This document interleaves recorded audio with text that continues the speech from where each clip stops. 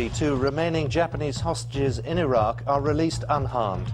The pair, kidnapped on Wednesday, were handed over to clerics at a Baghdad mosque. Back in Britain, Tony Blair arrives home with a new policy on Iraq.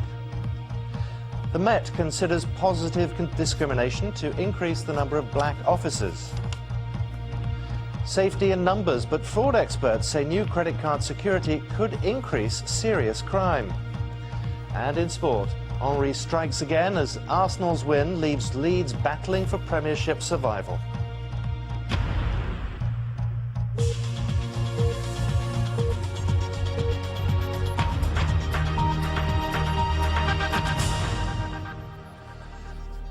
Hello, good morning. The two remaining Japanese hostages in Iraq have been released following a three-day ordeal which began. This is BBC News 24. These are the headlines. The two remaining Japanese hostages in Iraq are handed over to clerics at a Baghdad mosque.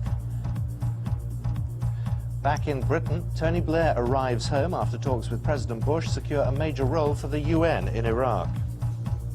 And the Metropolitan Police considers positive discrimination to increase the number of black and ethnic recruits. Now the sport, here's Mike Bushell. Yes, Simon, plenty of accolades being paid this morning to Thierry Henry after Arsenal moved just 6 points from reclaiming the Premiership title after their 5-0 thrashing of Leeds. Look at some news in brief now. The memorial service to mark the 20th anniversary of the murder of the police officer Yvonne Fletcher is being held later this morning. She was shot outside the Libyan embassy in London. A joint investigation to find her killer was launched last week after Tony Blair's recent visit to Tripoli.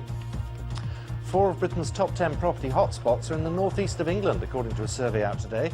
Figures from the Halifax indicate that Hartlepool saw the biggest house price rise last year, with an increase of almost 60%. It was closely followed by Darlington, Stockton-on-Tees and South Shields. House prices in the southeast rose by just 7%. Prince William will make a sporting debut today for the Scottish University's water polo squad. The Prince, who will appear on the team sheet as William Wales, will compete in the annual Celtic Nations tournament against Wales and Ireland in Cardiff. The 21-year-old Prince, who's captain of the St Andrews University team, was picked for the squad after attending trials last month. Now at 16, you can get married, join the armed forces. You're watching BBC News 24. Let's have a look at the weather now with John Hammond.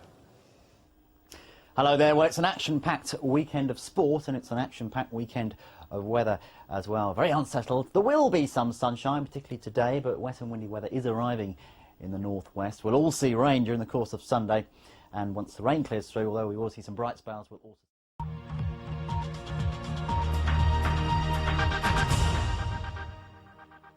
Good morning, you're watching BBC News 24. In a moment, Hard Talk. We'll be discussing the issues with Angela Cannings. But first, at just after 10:30, a news summary.